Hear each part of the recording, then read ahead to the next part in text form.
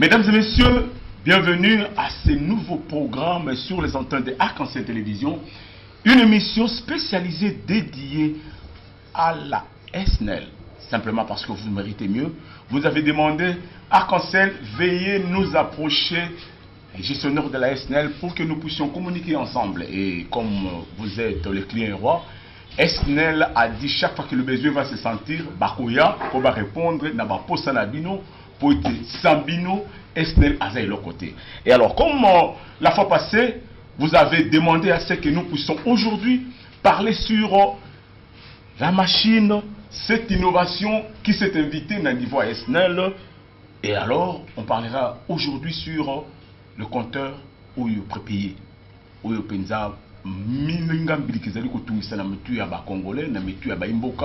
est-ce que compteur wana penza ezali solution ya malamu pona kosisa likama de l'estage, compteur wana eza penza solution pona kokotisa mbongo na leta, compteur wana eye penza kosilisa masolo na maimatali consommation responsable, est-ce que compteur wana eye penza kokutana na bozui to bobola ya ba congolais. Et pour en parler, comme je vous avais dit, à mon extrême droite, nous recevons notre invité, Monsieur Jean-Marie Chiboboa Moulumba.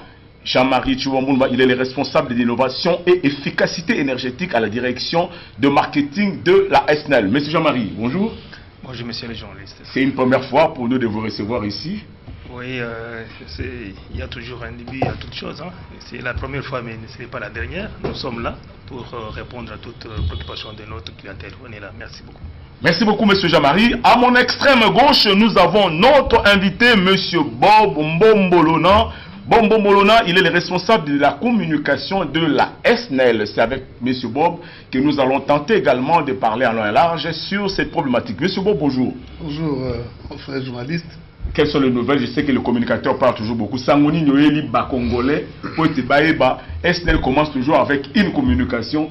Quel est le message? Oui, nous avons pris l'option de porter à la connaissance de nos clients tout ce qui est important. Parce que le client chez nous, il est roi. En fait, ici, je voulais que chaque client SNEL sache que n'importe qui ne peut pas accéder aux équipements, à ces installations. S'il y a un problème, une coupure ou une panne, le client sait qu'il appelle le call center ou il vient au bureau SNEL les plus proches, notamment les bureaux que nous appelons les points de perception ou les CVS. Et l'agent qui vient, il vient avec sa carte comme agent SNEL et cette carte doit être en cours de validité et puis il amène un ordre de travail. Donc, dans la carte de service. Et puis, il n'a pas le droit de demander de l'argent au client. Très bien. Oh, non, il amène le matériel de dépannage. L'agent sait que s'il n'a pas le matériel, il fait une réquisition et la SNEL a l'obligation de mettre le matériel à la disposition des techniciens. Donc, bato bazo salir image à SNEL, vandisa ina coin, benga call center ya SNEL, benga service bato zana moto azo senga bisombong, tout ça la bonne.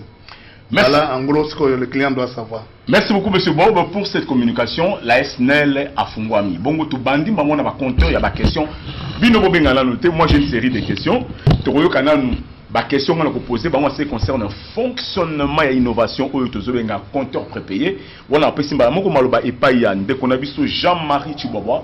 Ndeko Jean-Marie Ozali a solo pena responsable ya innovation. Tu es makambo yote. Tu mets ça dans le système de biso à forfait. Tikanga na benda, tikanga na kata. Tout d'un coup, SNEL a innové. Dites-moi un peu, innovation on a et où teli na nini pour être boy bala koko ça on a carte société congolaise. Voilà, merci monsieur le journaliste na mutuna yo. Ya liboso na koyebisa bana mboka que décision au SNEL a zui pour na kocha compter à prépaiement. Ezali réponse, ezali une obligation légale où l'État lobby dans le secteur de l'électricité, puisque l'État propriétaire a une loi sur le secteur de l'électricité, la loi numéro 14/011 du 17 juin 2014, où ils ont réglementé le secteur de l'électricité. Dans cette loi-là, en son article 27, facturation forfaitaire ezali prohibé donc bako facturer sous na forfaité les sengeli ba facturer client nyonso na ba index lié à un compteur en bon état de fonctionnement et les compteurs soient calibrés. C'est ainsi que SNEL pona ko micha sima ya mobeko wana parce que boyebi que SNEL azana ba client ebele répartis à travers toute la République torobi ke toko banda quelque part pour toko mati batnyonso to pesa bango compteur. Alors pourquoi mobeko le bité que to tira ba compteur après paiement? Il faut que ba bayebe mais mobeko le bité to compteur. Mais pourquoi SNEL a poni compteur et après paiement? Compteur oyo mususi akala, oyo compteur classique, ils sont des vieux compteurs.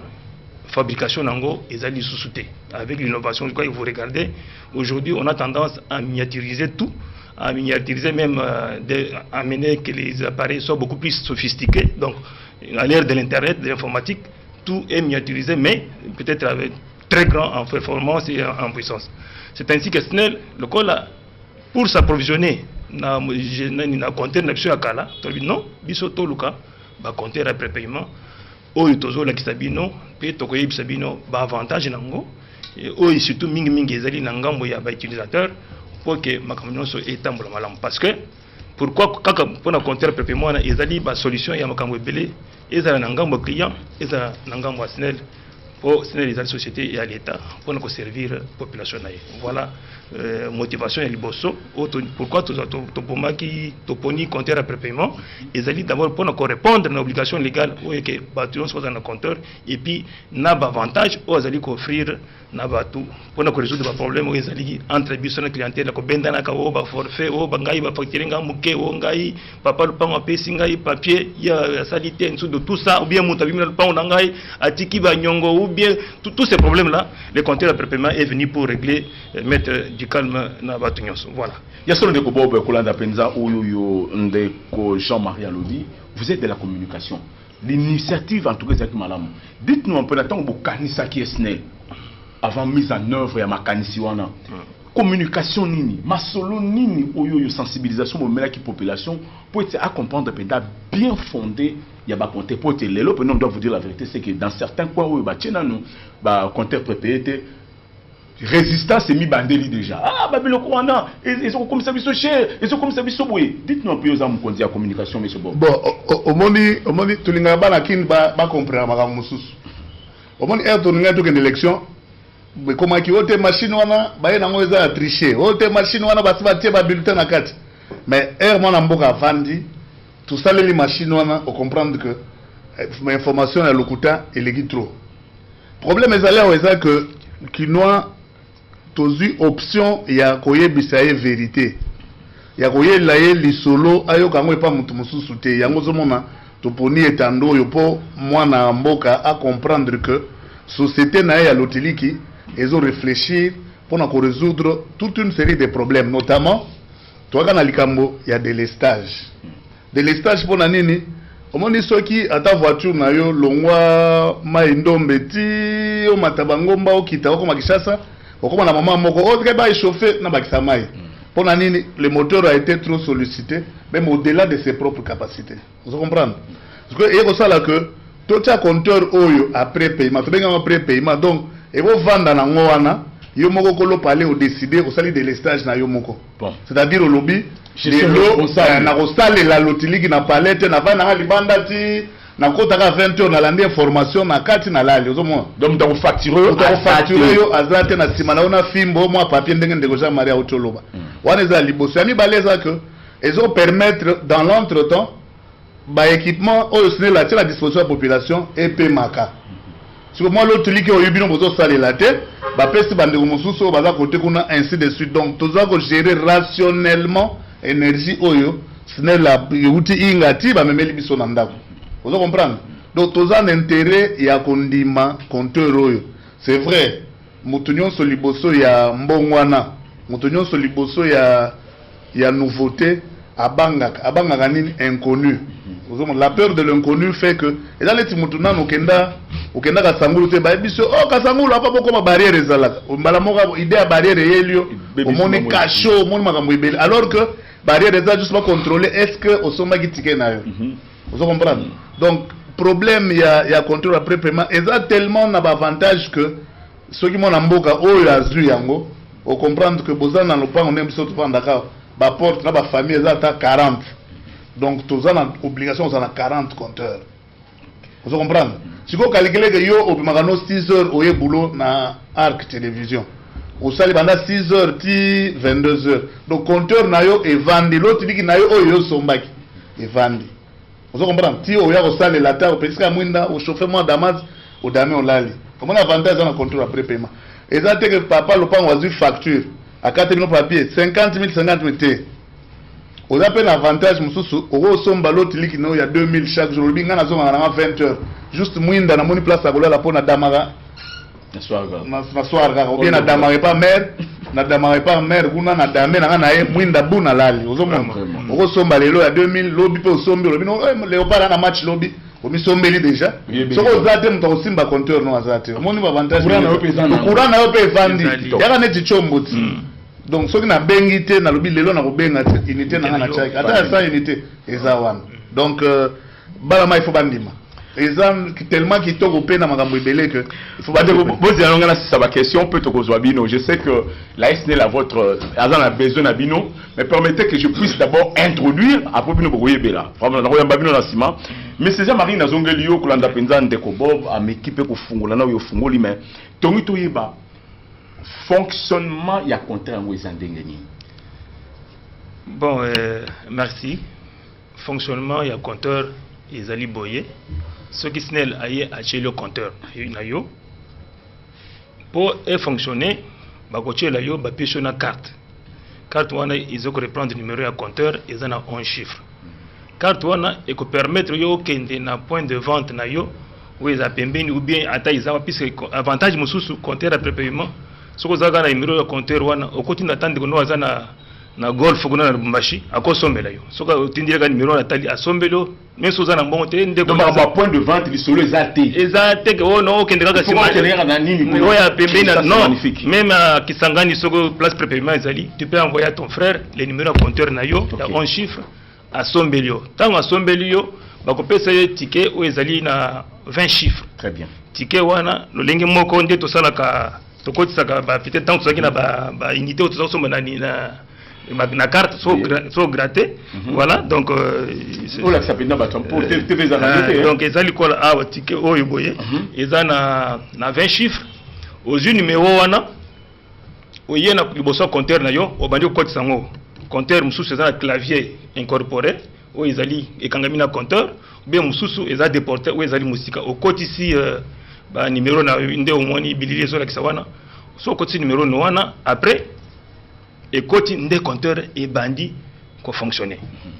D'abord, on a d'une manière simpliste, la ligne côté de l'activation, mais juste, si on déjà placer compteur na yo, activer en gros national pour fonctionner et c'est au sombi unité na yo, kilowattheure na wana sombi wana oye na ticket na yo, au côté liboso ya compteur na yo, so côté ici des bandits ko tanga. Alors kotanga nango yango ezo sala système ya décompte. Très bien. Parce que compteur na biso ya kalawana yezalaki au bandi na 1 kWh ainsi de suite au comité na X kWh. Mais oyo nde tobi mon consumo alobia OK oyo ozali ko gérer yo moko propre consommation na yo. Très bien. OK o sombi consommation na yo ko lo zonga na pokwa o sombi ya 2000 na yo oche o bandi ko tala na somaki 2 kWh na ngai siko azotanga azolakisa yo ezaki 2 kWh et commis 1,5 ainsi de suite avant et comme na 0 avantage sous nini akolakisa yo au moins moi bipe bandi ko bete 100 pour te dire que non faites attention yebela na lingina sila très bien sala noki okende ko se ravitailler avantage mususu okomona pe na compteur na yo tango activer recharger disons unité na yo eza na signalisation moko bakomi na écran na yo so tali bon prochainement to me compteur ba to komona plus précisément et loko wana au moins neti ezaka na batterie ya téléphone ce que ozo consommer ozo mona bar ezolonga moko yango pe ezaka ndenge wana soko sombi ezana une certaine quantité soko saleli et bandi ko longa ndamo pour te dire que ezokende na kosila donc compteur wana ezalaka soko oche unité te fonctionner te unité un kilowattheure na yo de fonctionner. Alors il y a pas que compteur wana ezali très sensible elingaka neti bloc ba groupe protégène pembeni nango te parce que ba vibration nyonso ko activer anti-fraude.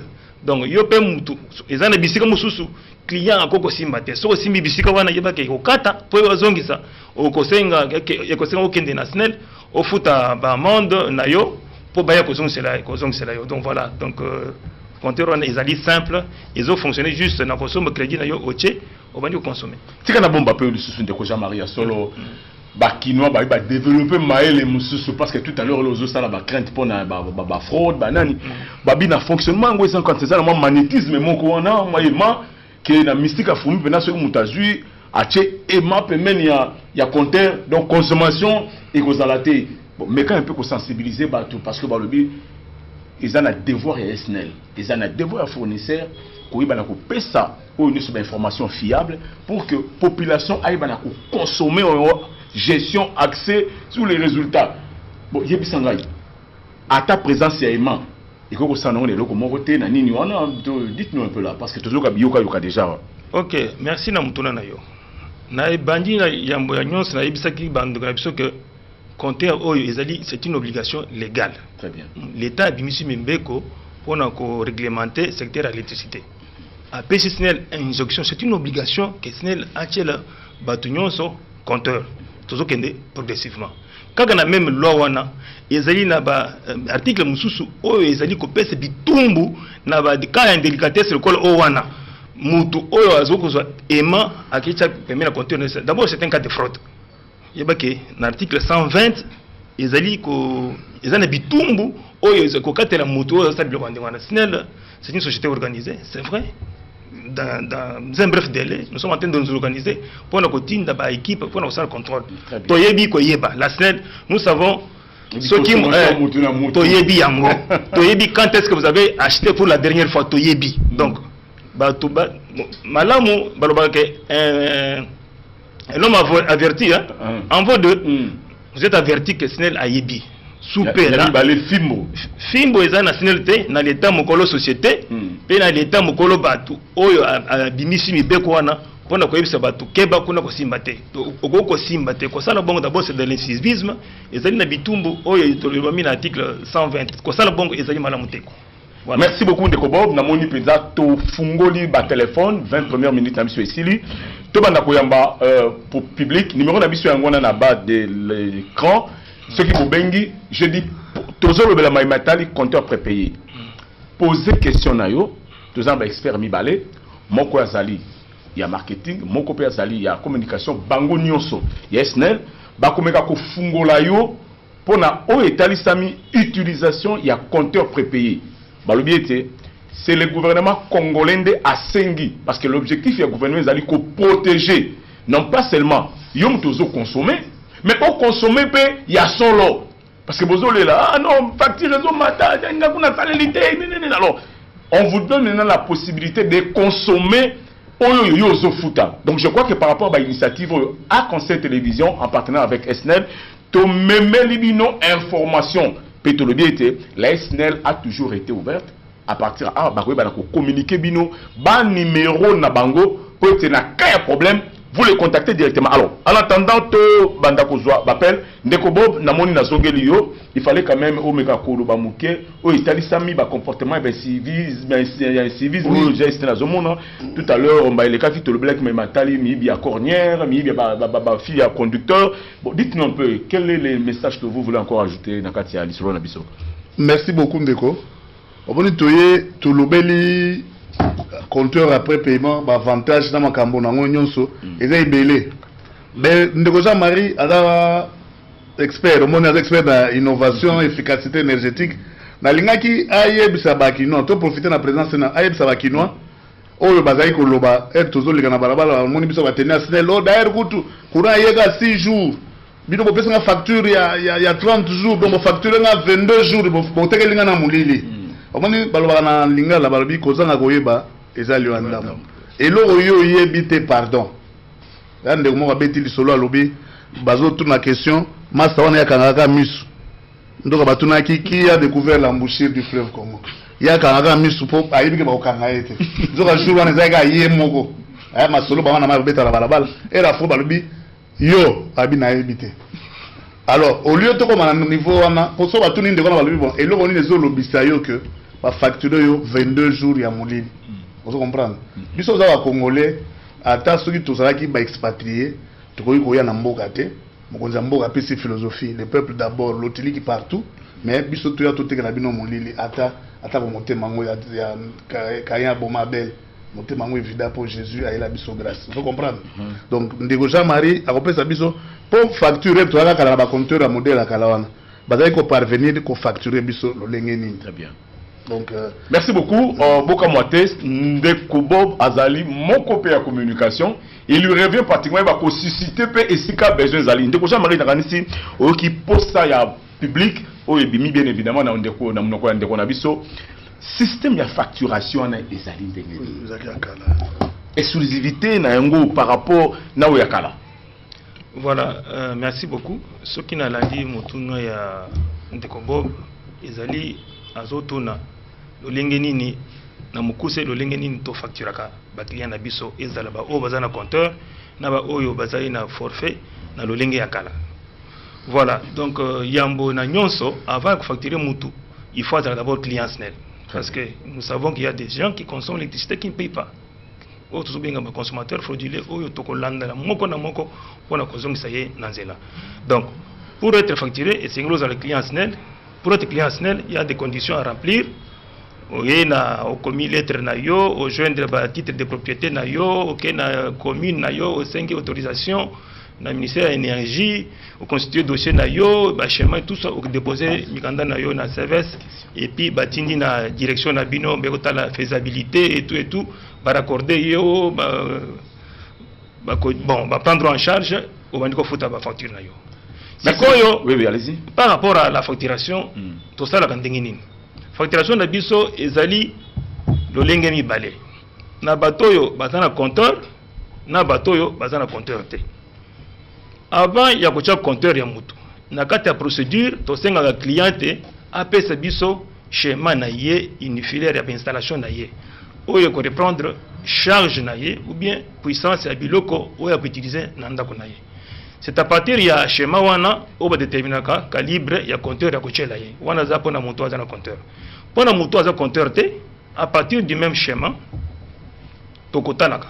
Et puis de deux tokoya ko identifier biloko nyonso. Donc ko sala inventaire ya ba récepteur nyonso azana ngona ndako na ye tokomi yango na une fiche, on tobenga fiche d'identification, to signer conjointement na client. Signer la signer, client signer à contresigner pour na la signer solo que biloko bazue pa nangai yango. Et puis maintenant, en pratique, pour la consommation de domestique et client à basse tension, les gens clients bien client domestique parce que je voulais encore relever un aspect.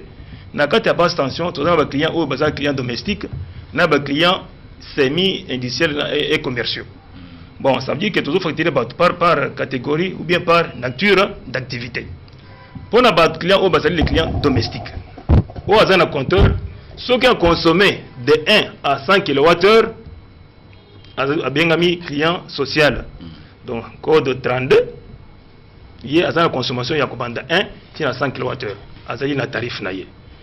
Client résidentiel, il y a un client résidentiel 1 et client résidentiel 2. Client résidentiel 1 a consommé de 100 à partir de 101 kWh jusqu'à 600 kWh. On a bien un client résidentiel 1 avec une tolérance, il y a 10%, ça veut dire qu'il peut arriver une fois à 660 kWh. Si c'est une fois, on va considérer comme client résidentiel 1. Client résidentiel 2, c'est celui qui consomme ou a consommé au-delà de 601 kWh à plus. Na utilisation résidentielle domestique. Celui-là, il est appelé client résidentiel 2. Bon, client moussous, toujours dans la basse tension, au bazar d'activité commerciale. Soit dans boucherie, dans boulangerie, ou soit clients commerciaux, dans code 36, dans sous 37, dans la force motrice. Voilà, d'une manière générale, ils bon. Maintenant, par rapport à la facturation forfaitaire, ce qui le système national a organisé, au moment que la cabine nyonso, tocha ba chef ba cabine bazali ba chef de rue pour na kosala enregistrement contradictoire il y a ba heure d'utilisation. Donc ça veut dire que la SNEL sauf courant ayé SNEL lokola na ba quartier mususu de l'estage ezali SNEL sauf courant ayé toye baka quand est-ce comment est-ce que nous avons livré notre fourniture to senga ka pe ba to ba rue ba quartier ba za pe na kaye na bango ba enregistraka ba heure ya ba fourniture électricité so e komi moment ya kosala facture tozala na commission to bengi une commission de validation o réunissaka ba délégué à SNEL d'un côté et ba représentant de la population de l'autre. Ça veut dire que tout ça là une confrontation, consolidation, il y a ba relevé na biso contradictoire ou en total. Bon voilà sur l'avenue telle, dans les quartiers telle, dans telle cabine, la départ boye. Bon peut-être courant combien de fois SNEL la taille. On a donné peut-être 24 jours sur 30. Bango batali ok ça bon non c'est vrai et ça bongo non biso tozali na 22 non batoni des chefs de dépannage qu'est-ce qui s'est passé bango bazali na 22 non chef na bossa naki tozali to relevé pan boy on prend tout ça en compte à la fin de la validation on fait un PV et on facture les clients selon où ils ont fourni. Alors pour répondre à cette question que non ngai na saleli 22 jours ndeni botaki non au moins on a sur la facture et rubrique moko bakomi rabais. Ça veut dire que la SNEL tient compte des temps d'indisponibilité. On applique les facteurs état des gènes. Ça veut dire que moment oyo, mon toazangagi courant, SNEL a kolongolango na facturation na ye, au moins il va commis rabaisser consommation na ye, et puis il sauve santo et entraîner diminution de la facture na ye. Merci beaucoup. Place et pas un abonnement public, c'est Arc-en-Ciel Télévision. Nous vous donnons maintenant la possibilité ya kokota mbala moko ya koyebisa bande komi balé SNEL o bazali ba difficulté bozana yango. Alors na bande déjà na SMS ndeko bobo ba ibsibiso to monaka courant kokende pamba. Alors ba compteur et ko améliorer nini maintenant na fourniture ya courant.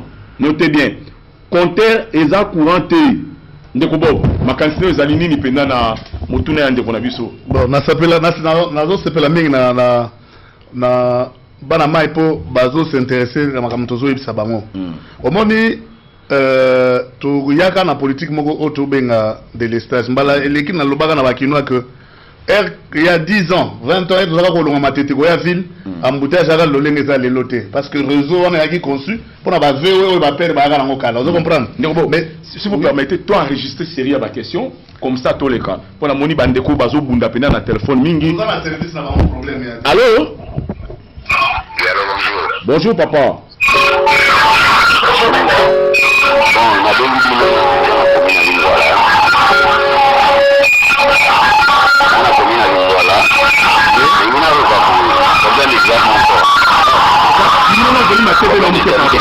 Banda câble et à cala, bocha, va changer la télé. Mais maintenant, quand on va venir mettre les problèmes comme la compteur, là, la câble on est à la police, on est secouru dans la bâtisse. Pour résoudre le problème, on est mis d'abord la câble de changer la télé. Deuxième problème, on est les bâtiments. Quand vous mettez les compteurs, ce qui est une mousse, les mousses, on a la ligne, on a placé le lit, on retrouve à l'horizon à 22 heures au Royal. Moi, si on a une question à l'année de la bio, au cas d'un congélateur, parce que le boulot est un côté bâti. Donc, avant de faire la courant, à 4 il y a le temps quand on a 22 heures, nous, on a un congélateur, le boulot bâti, le boulot bâti. Donc, là, si on a besoin de canon, c'est de vous faire la nano, pour la situation à venir à compter à Rouen. Donc, merci beaucoup. Merci beaucoup, Dr. Nangai. Tozo doit série à ma question. Population collaborer avec Arc-en-Ciel, vous savez toujours comment on fait. Bobenga pour tous doit série à ma question afin que expert pena ko sabiso le lengenini SNEL a couper sabiso facturation ndenge ba lobby pe le lengenini o le biso ebongi peto ba na ko sale la courant. Alors vous avez quelques secondes en tout cas appelez rapidement parce que la télévision c'est le temps.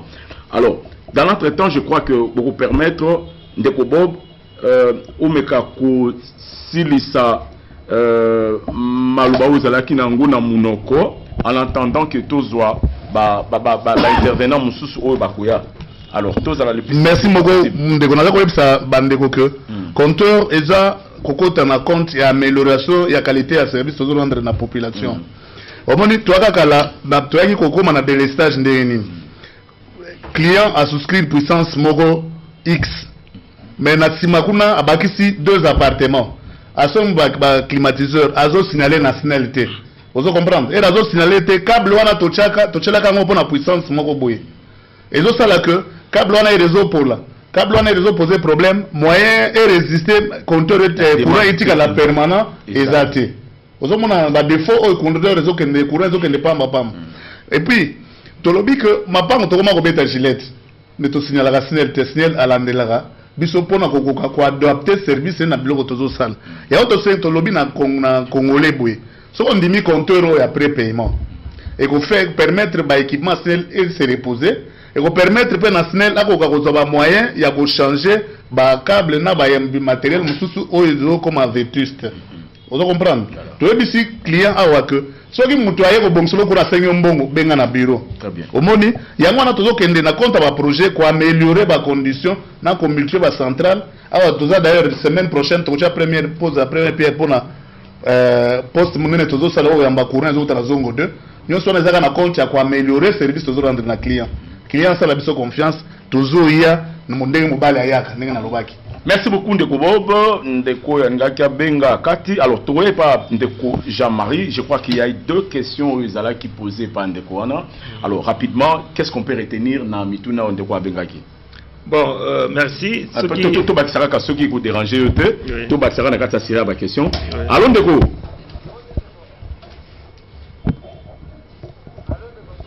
Allô, bonjour.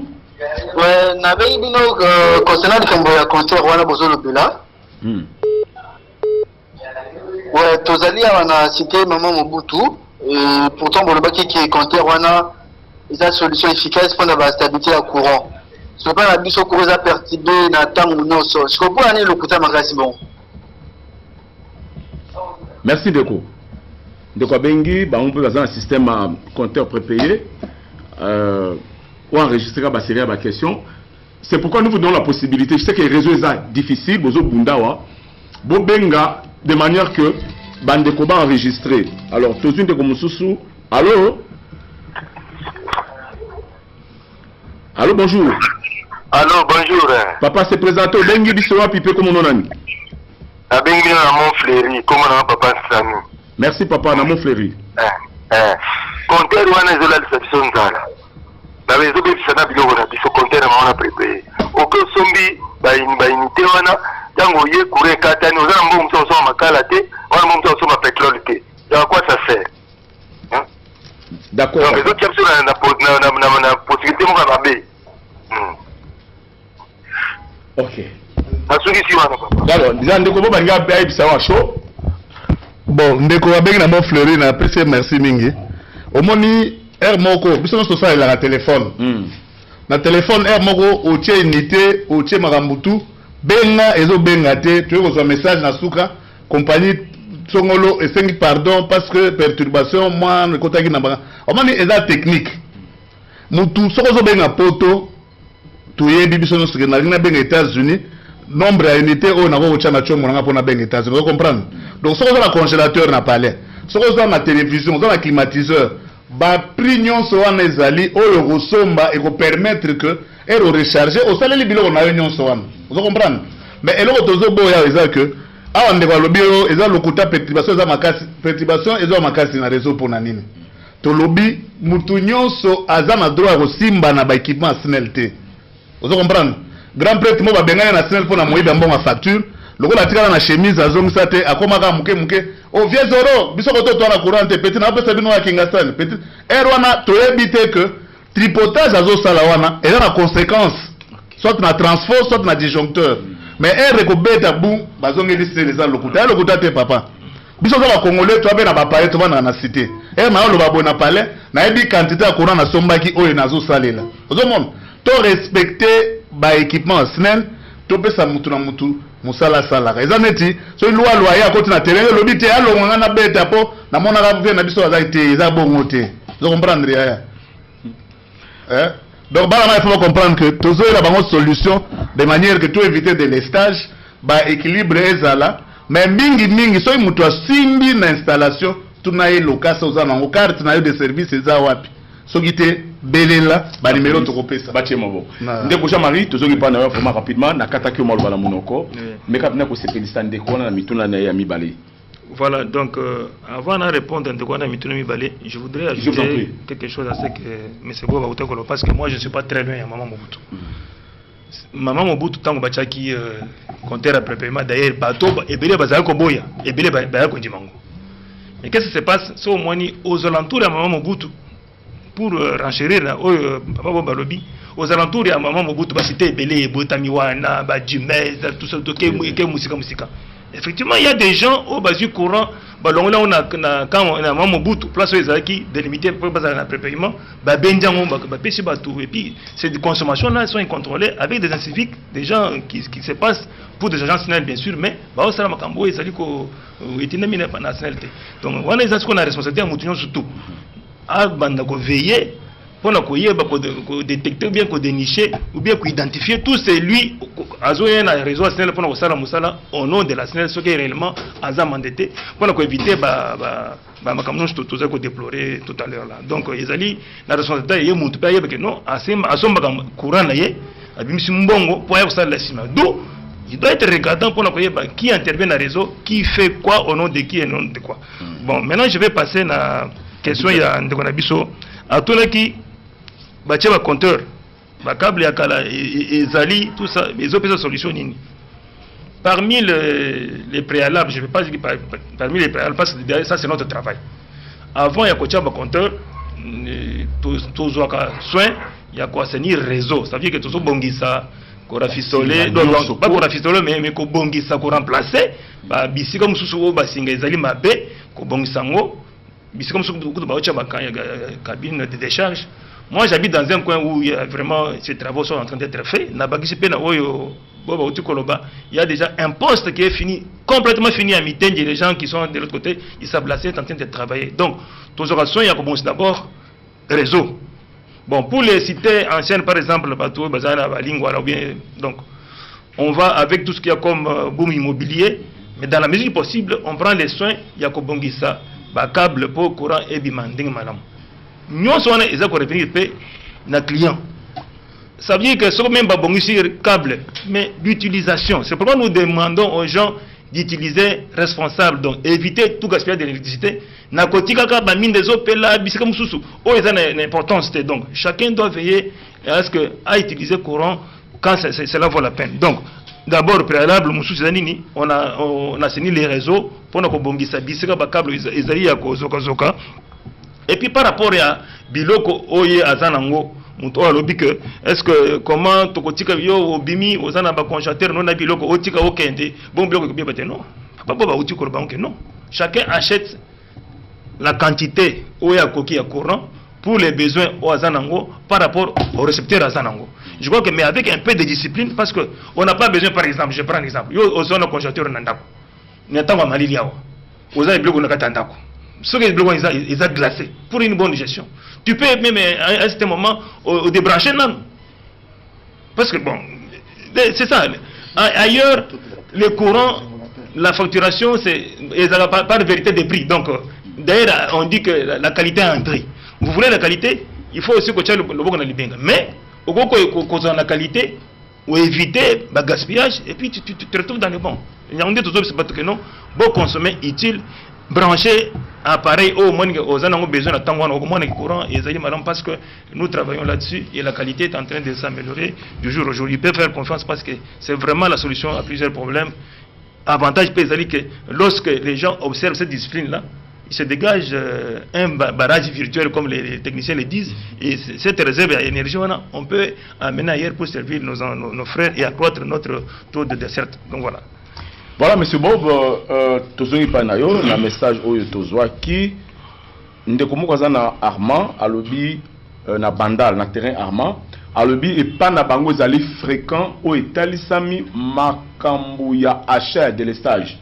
Bango bazala na délestage samedi, kende kotala, au mona ke soki ba pesimo ba kosomba de l'estage. Je crois que wana pezali comportement mobimba oyo sala ke matériel ya SNEL et Banakoumilate. Qu'est-ce que SNEL a couru sabato? D'abord, est-ce que vous êtes au courant du comportement? Puis à mi balé, aux autres conseillers population nini par rapport au système de l'achat et de délestage. Bon, ndenge naza koloba na lobby nazongeli susu maloba nanga mutu nyonso ko simba réseau ya SNEL te. Mais ça ba bien agent SNEL pendel ba yaka. Justement, yango to lobby. Soko moni mutu na carte na ye. Aye ateki de l'estage parce que ça peut biso population de l'estage ba otekela ngo ba nyamate. Ba otekela ngo kaka ba congolais. Vous comprenez? Yebisa ye que yo vandawana benga. So to pesa ba numéro.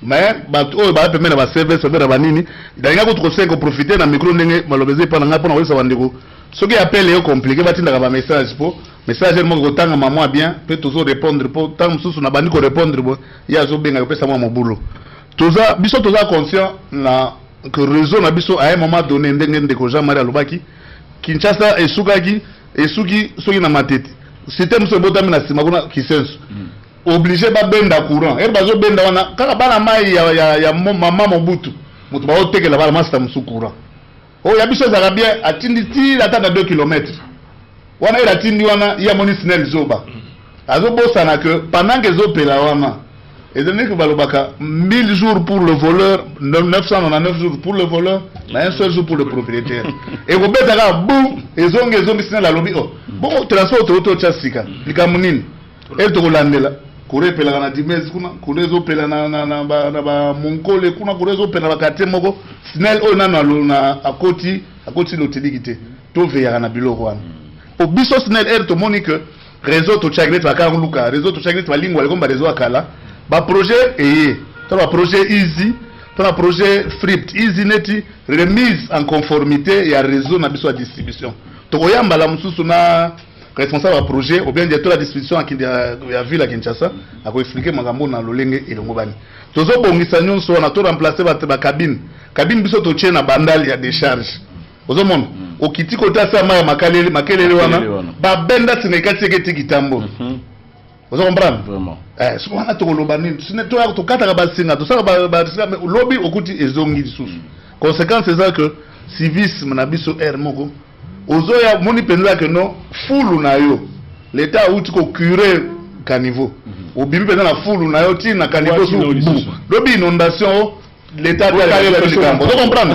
na maonyo so ezongela na biso et les autres ka courant na butu olobi no SNEL mi ba mbendre ba comprendre mais na minute wana ozo boma ndeko boma po lobi ele kozongela okolala molili ezayo bandeko oyo ya ba terrasse o eza bandeko ba terrasse surtout so match eza à coopérer na technicien bakati kati place où il fallait courir zala pour batekela ba na ba ba osomba boki surtout na bandal landele loko wana soku to moyen to condamner mutu siko ezati mais so yo beza mwana mai na bandal eza na sinkini eza na inga on comprendre venant que chez bino le loko courir fallait zala ezate ke na ngambo luka technicien benga to pesa ba numéro ba bengaka mais so bakena ba bilonyo so service on a numéro à service c'est affiché numéro ya boyeza affiché moi message utindo lobi watozana mutu na bino auto teka de message to s'occuper na ipo na kati ya SNEL régime disciplinaire eza osambi olongite okeli banda accompagne ya solo ndeko Bob bazo benga mais beaucoup permettre pe population ata tozoloba to récupérer bango nazongeli ndeko Jean-Marie ndeko moko boya komeni biso abi ye afandi na Paris mazana Kinshasa compteur payer système o ya tarification oyo bino bozo sala pour nani bozo copier le la France par exemple balbi na poto EDF après ça rabatu courant et ba air creuse na ba air normal bino ezana butu ezana moi boza na même tarification. Pourquoi est-ce que vous ne pouvez pas faire également pour parce que vous avez l'innovation? Nous devons également innover en tout. Pourquoi est-ce que l'ESNEL ne cherche pas à innover dans Katakouana? Bon, je vais répondre dans ce pays, Mutuna. Au moins, EDF, j'ai retenu Nazaki quelque part dans une formation dans Mboka Moko en Afrique. J'étais avec les amis, tous discuter sur les concepts et l'efficacité énergétique. Donc, on a économie d'énergie. Les amis du Congo disaient que non, tu as ça l'économie d'énergie parce que tu faut au courant. Il faut pas consommer des balingi. Mais on était avec les amis là devant la télé, tout le monde EDF, azo ça là, économie d'énergie. Azo non, l'énergie est notre bon, ça voulait dire que nous devons consommer rationnellement l'électricité parce que cette énergie là amène un développement. Vous vous imaginez un pays comme la France en train de susciter les gens à appliquer l'économie d'énergie jusqu'aujourd'hui. Alors, je reviens à ce qu'il vient de dire là. La France facture Air Creuse. Air Creuse, ça veut dire quoi? Ça veut dire qu'à ce moment-là, il n'y a pas beaucoup de sollicitations. Lorsque le réseau est stable et presque non sollicité, effectivement, ils peuvent rabattre les prix. Mais chez nous, d'abord, ils sont partis du principe qu'ils appliquent la vérité du prix. Aujourd'hui, nous, au Congo, nous avons d'abord un problème. Nos prix sont tellement minorés, ils ne répondent même pas à la réalité, à la vérité des prix. Comme ils sont administrés, ça veut dire quoi? L'État veut à ce que, comme il sait que le pouvoir d'achat de la population est faible, et d'ailleurs nos tarifs, nos techniciens du tarif, ils savent, les tarifs doivent respecter l'équilibre interne et externe. L'équilibre interne est une globanine, que kilowattheure, il y a énergie produite, et qu'on n'a jamais en deçà, il n'y a plus de revient. Ça veut dire quoi? Lorsque vous voulez fixer tal énergie électrique, il faut ça de sorte que il y a toutes les charges mises en, et puis plus la marge bénéficiaire. Mais nous, si vous regardez, ce n'est pas le cas.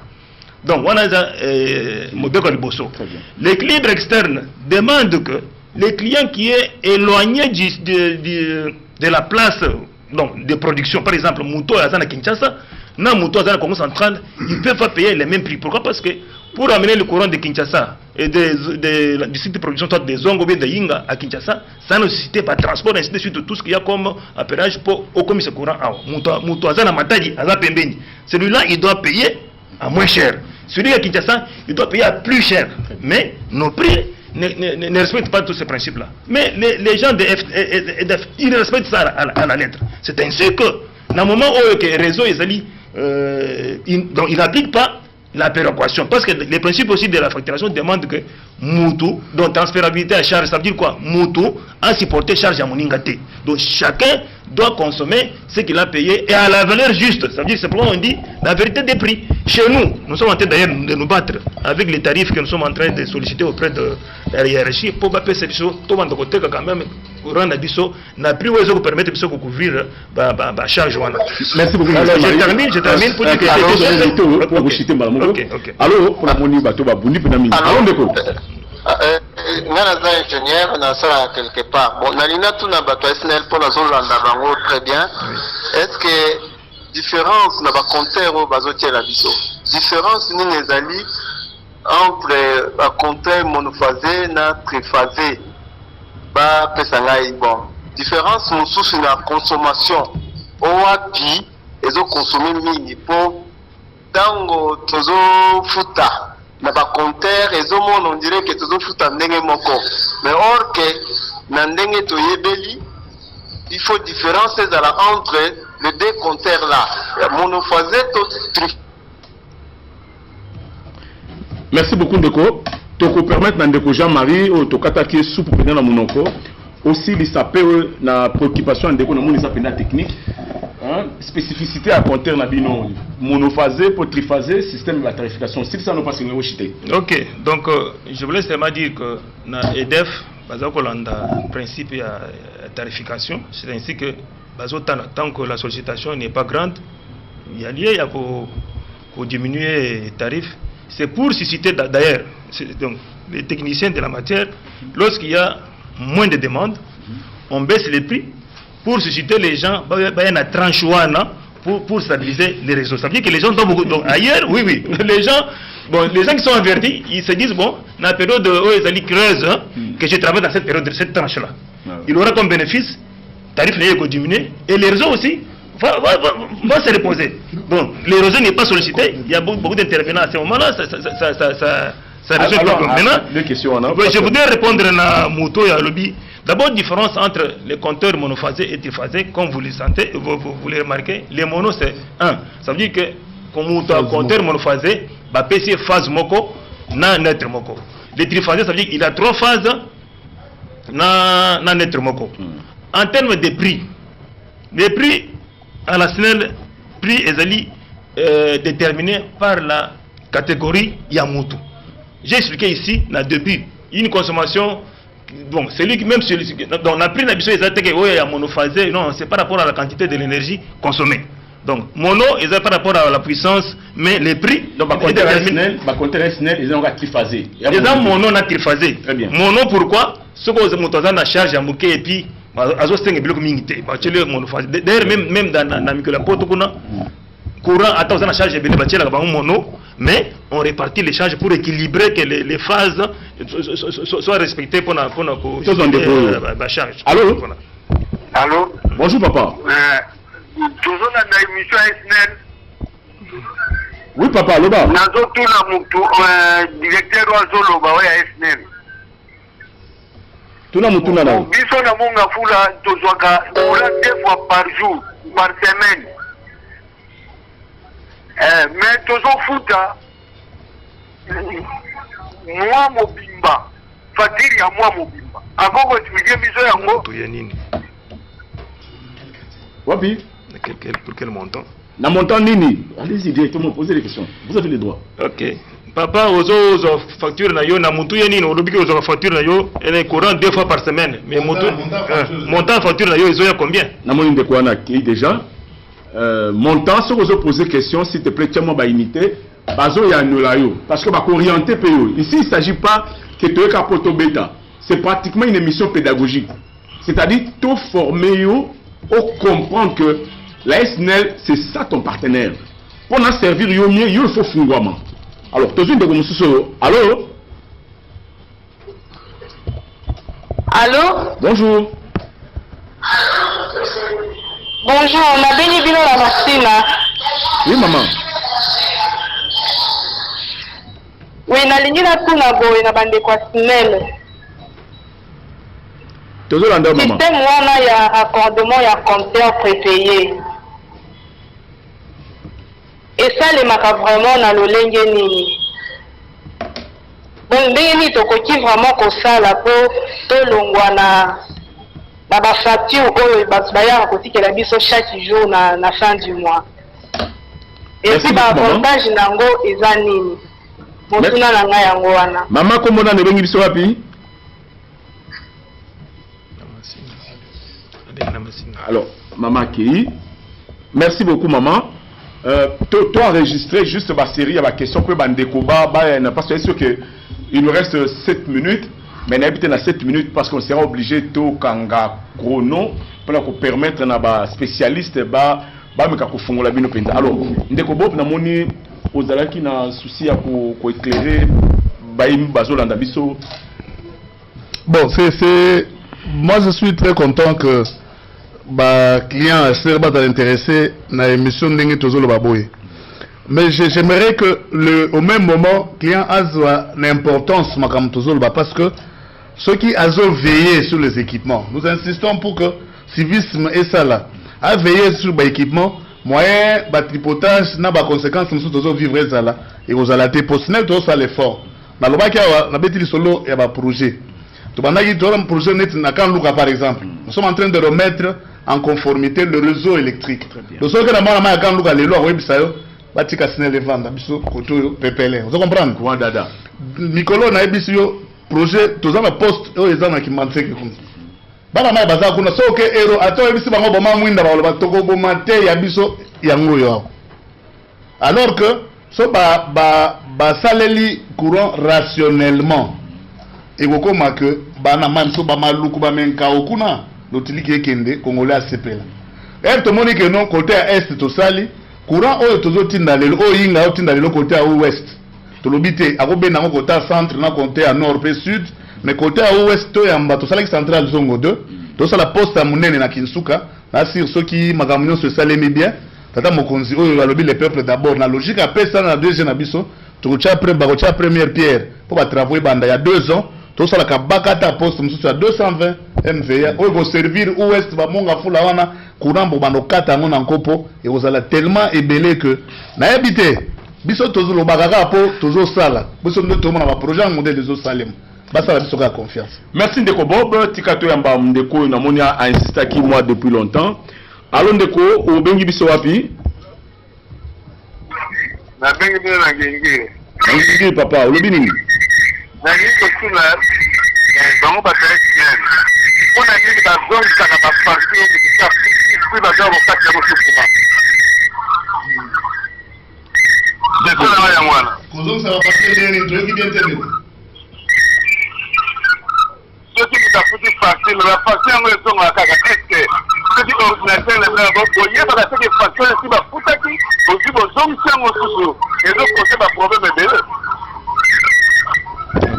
te ndelo na lingina lobela yo mbala moko papa Jean Marie a complété tout le bas que congolais nyonso kinois tout a facture il faut foutre mbongo na caisse ya SNEL foutre mbongo na caisse on peut so aki on a ko permettre biso to apurer ba facture wana ndenge bozo futela mais bala mai moko ba koma na jeu ko loba na ko matiku na neni apesi master komi na coin akomo beta na ndenga cop na ba incivique be baze belé o ba agent ko mo benga na boulot bazo sala que abendela la koso ya kozo aki wana sima entre temps a apurer facture lokola moko désordre kotaki na système na biso ya ko tolobaki tozo zong sa ba facture biso to la sûreté mais so client sa futa ba facture na ye aroyelo ba preuve que tala ba aki na bino nyonso yango na futa ba mbongo tozo apurer on to futa la facture deux fois te oui ba pesa presse ba français ko le gabiso ba lobi qui paye mal il paye le double mais so ko futi bien on va faire un problème na SNEL te futande na logique na procédure normale on a un problème te mais mo so na sûreté to bana mayo ba agent pe ba agent SNEL pe o tozo lobela pe code de bonne conduite tozo code ça doit être ba agent tika anti valeur sambongo ekota na caisse okobenda ba restitution na ndenga salaire mais bana mayo mususu webi a bendi pla la facture pour permettre national à assurer que Jean ou Martin a futaki a raison que c'est la matière facture on a matière a été tala ba preuve yango na futaki au futa en deux fois te et ya makambo ekota na ba système tala ka mo congolais moko azarape ennemi à Congo kaka merci ndeko ya solo ndeko Jean-Marie wana chité wana poto ya bandeko moko père OK na ko chité pour na kopeta c'était na boba lobby et maintenant profiter pour répondre ndeko moko ya mwasi na masina a poser question ya lolinge nini d'ailleurs nazali content parce que na moni que ya CPL na prépaiement azoto na lolinge nini bakokozwa courant ya prépaiement ipana bango je voulais seulement dire que batu SNEL a sali tout à se déployer ba service na ye nzinga na population na ye à travers ba service na ba point de perception il est même interdit à nos agents SNEL a permis à Simambon à facture à Moutou. Et puis on demande aux clients de ne pas payer et remettre l'argent des factures entre les mains d'un agent, quelle que soit sa fonction. Le moins qu'on a eu qu'un na caisse, procédure dans commis la caisse, ils ont un contradictoire, enregistré la contradictoire, comme numéro de facture, il y a aussi la caisse au foutimbon à la sortie, pécho acquis. Ce courant, ils ont Moutou à la caisse. A commune peut-être à retirer à tiens numéro matricule là tout ça na combo na numéro matricule là autrement kokendete donc maman yo traîne bon na yo bisa courant izate pesa ngai aki provisoire a tiens numéro matricule là comme ça 2 jours après o ya kotuna soko yo a biso ke nan biso donc mon chef na donc c'est ça mais nous avons pris des dispositions pour que makambo soit na tout et zaraté na lui répondre na ndeko ya masina que pour na kocha compter à prépaiement tocha ka la demande personnelle à Moutouté. La SNEL fait des projets comme Papa Boba Oteko Lobango, circonscription, un secteur là, on se dit par exemple dans Massina, quartier Boye, Togocha, compter à prépaiement. Toye, boucler déjà quartier, on a bâti le compter à prépaiement. Moutasenga, mais comme c'est une option que nous avons levée, Moutana Moutou a compter à prépaiement, Azela, moment opportun, parce que nous voulons que tout le monde soit raccordé en prépaiement pour que l'avantage, obligeons soit tiré, on peut pas tirer en gros, obligeons surtout se faire dans l'otiliki. Elle peut prendre son mal à patience, mais la SNEL est en train de travailler là-dessus. Il y a des projets qui sont répartis partout dans tous les pays pour ce faire. Voilà, mesdames et messieurs, Biloko ya Kitoko ici la raté, mais na ndeko azo un système ngitika to meka koyoka ipenza. Allô? Allô? Allô? Allô papa. Bonjour ndeko nangai. Bonjour papa. Obengi biso wapi po minute pena isili papa. Na bengi ko malami balé na seke na za mon frère. Na bengi so malami balé pour répondre à la question liboso te. Na ba réponse na mona bazo pesa bazo mona internet SNEL na za na mbebate makamno c'est normal.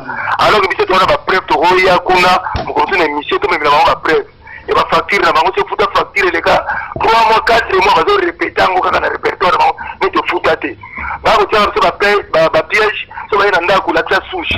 To chez monalité au côté un problème on va discuter na ba gens na bango ba za mingi ba journalier o ba tinda to ba tinda to ba gens. Alors namoni ezanga ndenge ndeko alobaki préoccupation mais ndeko Bob meka chaud pour répondre. Na lobby na ndeko que na mon fleuri na ebisi était que c'est les na mbeba te. Vous comprenez?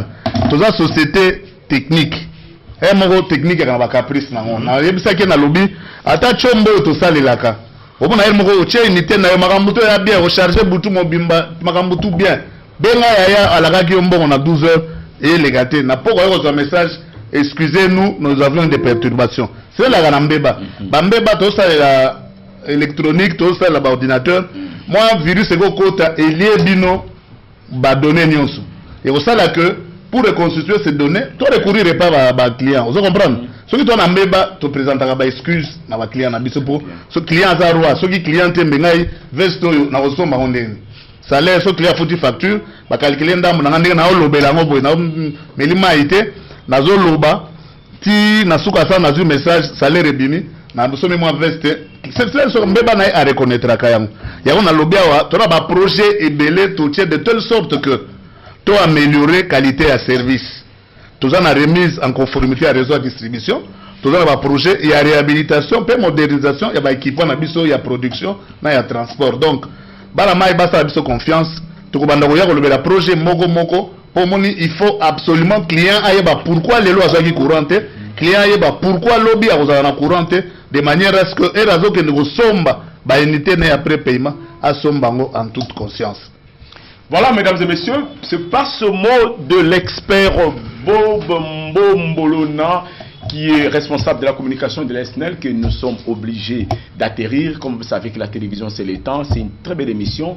Nous avons aimé peuple congolais. Arc-en-ciel télévision na SNEL to pesibino cadre oyo. Émission que vous avez plusieurs diffusées parce que yo comprendre que SNEL azo tosa mibeko oyo mokonza mboka aloba ki le peuple d'abord les social. Et pour que le peuple ait social, il faut consommer oyo il a ça, c'est-à-dire il doit payer ce qu'il a consommé. Na ko futate oyo nga na liete et la SNEL lokola zali mato imi balé à comprendre pe azo adapter yango enfin que yo naye botambola munoko moko et babi batu ba batambola que sika moso baso yokana et je crois que nous sommes obligés à suivre les orientations du gouvernement qui cherche à trouver le bonheur, la solution au problème de la population. Yo pe population sala makasi SNEL la lobby nana za pembeni na yo nani azo kota na cabine nani azo kata cornière nani azo tripoter parce que ceux qui ont battu les locaux na te ndeko ezo na biso yo mtozo ben na singa. Et quand vous dites que SNEL lobby, courant et azopé, ça veut dire qu'à 10 000 raisons à 2 km avec capacité à consommation X. Dans notre équipe, on a maïle, tu as juste singa, tu as béni miel, conséquence cabine et bêti. Aussi pour mon bima, au moins que le monde mutobomi. Alors, pour que nous puissions plus détruire ce que nous construisons, il est important pour nous de collaborer, de comprendre les conseils à médecins. Parce que bangonde, bayebi corona, il y a courant. Bangonde bayebi malaria courant, bangonde bayebi ndalastine ya courant. Donc, il nous revient pratiquement de collaborer avec ces gens. Si vous avez aimé, nous allons dire merci franchement de Bob. Je crois que c'est pas la dernière fois, Bob. Non, il faut dans mon écoute, bon, ça m'a profité de la minute à Souka, dans mon débat au na kana.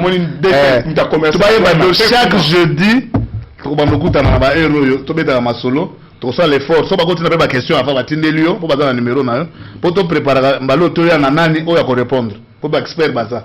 Il y a production, il y a transport, il y a distribution, il y a makambo kiliki. Merci beaucoup Ndeko Bob. To katisipe na ngambo ya Ndeko nanga Jean-Marie Chibwabwa Mulumba ou azali responsable ya innovation et efficacité énergétique parce que Bobby il faut innover. Et c'est aussi la système gap. Mais plutôt on peut le voir pour tout. Système à 3D. SNEL pas un système à 3D. Ndeko Jean-Marie un mot pour conclure. Bon, c'est juste vous remercier pour l'initiative aujourd'hui. Nous voulons juste rassurer notre population que nous sommes là. La SNEL est décidée à vous servir et vous servir le mieux. Pour nous côté ça, ils allaient mibeko et pesa mille biso. Pour biso musala tozu, ils apprennent à servir la population na biso. Bon ça la confiance na SNEL. Tozo senga pe pour na oyon stolobi ba projet wana tozo lo ba poye salama. Yo mutozana na système à poste paiement aux factures na soka sanza kende ko futa facture no na bureau à SNEL. Yo ndeko ozali na prépaiement ko cha yema tende balobi kende chaque fois ko somba crédit na consommation o chaka o bombelo tiki no ndemo ngoli ko sala lango po SNEL la zo misolo to étendre to bak selpe bande mosusu côté ya machine ko na to cha compter à prépaiement bande ko mon fleury to bongisa ba moi tant il y a interruption courant et diminuer, ainsi de suite, comme ça, on se passe le pour Moussala na transport, na distribution, na production et salami, et tikali juste, topé ce courant na bandak, motopé, azo courant, afuta yango po, bision soto sepela. Merci beaucoup. Merci beaucoup. Na maloba ya kitoko ya madeko SND to sisi émission yo en tout cas même si le tetulia qui minute ndeko papi fala o azala qui réalisateur ya émission oyo a expliquer biso prochainement de retenir compte François Banini ya ba prescription na yo. Merci na Marthe Bapelendi o azala qui na mixage vidéo. Si vous avez aimé cette émission de Rosengara Arc-en-Ciel aiba toujours que ça permet SND la population pour être ba information sûre et fiable comme la population enfin était oyeba. Mon peuple périt par manque de connaissances. C'est pourquoi tu mets les connaissances pour Omibongla. Merci Papi Fala. Bonjour de programme sur la chaîne de télévision numérique qui vous arrose tous les jours en bonheur avec son programme diversifié. À la prochaine.